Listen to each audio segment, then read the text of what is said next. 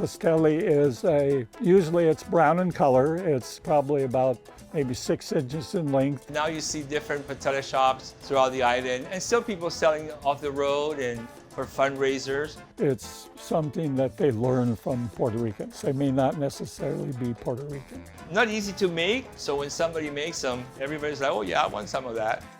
ONO, Hawaii's food culture, sponsored by Hawaii Gas and Aloha State Daily.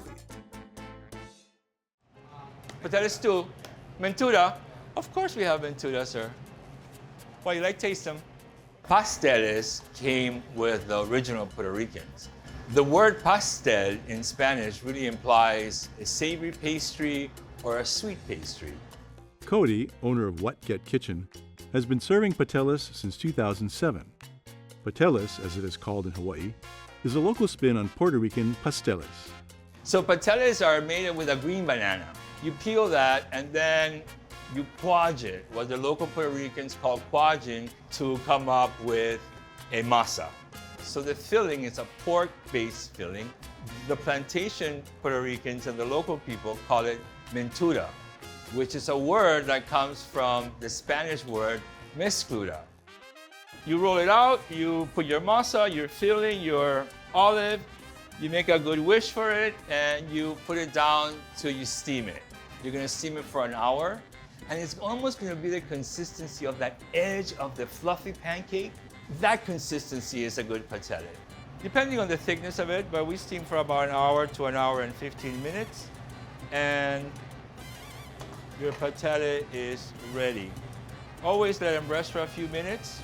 Now, if you grew up in a family that boils them, it's quite all right. You can boil it, but over here, we steam it as we find out that it just gives you the right consistency and a really full flavor.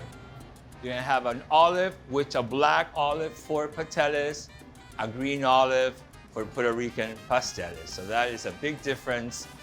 We don't know green olives in Hawaii at that time, so black olive always. It's quite tasty.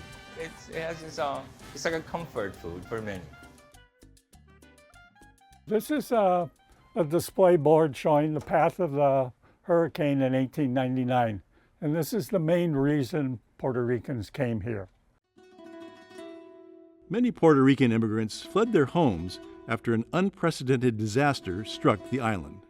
In 1899, there was a hurricane that went through Puerto Rico and destroyed most of the southwest area, which was the heavy coffee growing area.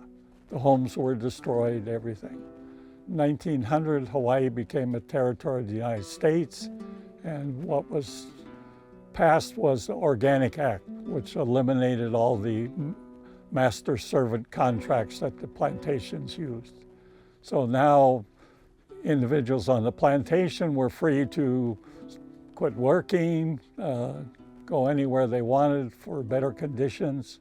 Many individuals that left the plantations were then replaced with other ethnic groups, including Puerto Ricans.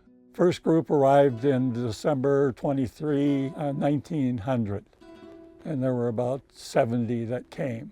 And they went to Maui for the Pioneer Mill sugar plantation there. Now, when it came to Hawaii, of course, it was all these plantation people with all different languages, so Pidgin took over, and the word patele has evolved. Never open a patele when it first comes out of the fire, yeah? Because it will crack. Over the 100+ year history of it, and I think most Puerto Ricans, local Puerto Ricans, insist of calling them pateles. When they came here, it's like every other ethnic group. You know, what you're used to in your home country, you don't find here. There they used the plantain.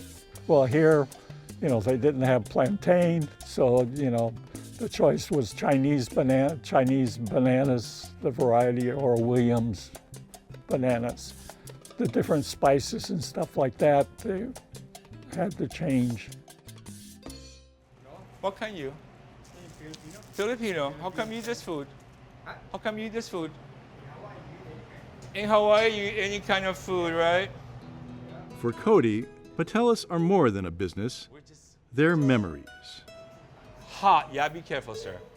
Hawaiian kitchen happened as somebody's wish to have their own kitchen. We made that come true, and with the idea of making pateles. I am a hotel person. I never wanted to make a patele in my whole entire life, or even work in a kitchen, to be quite honest. So when this person disappeared that I had opened it for, it was time for me to decide if I wanted to stay doing this or go back to my hotel world. I was almost at the verge of saying that was enough, until one day when the three sisters walked in. One of them had just had a stroke, could hardly talk. They ordered a patele, and this woman began to cry because the flavor reminded her of her grandmother's. And that's when I realized that the mission was greater than me, so I needed to continue and try to perpetuate a very local plantation time recipe. I mean, really, food is memories, and what's a better thing to serve than memories?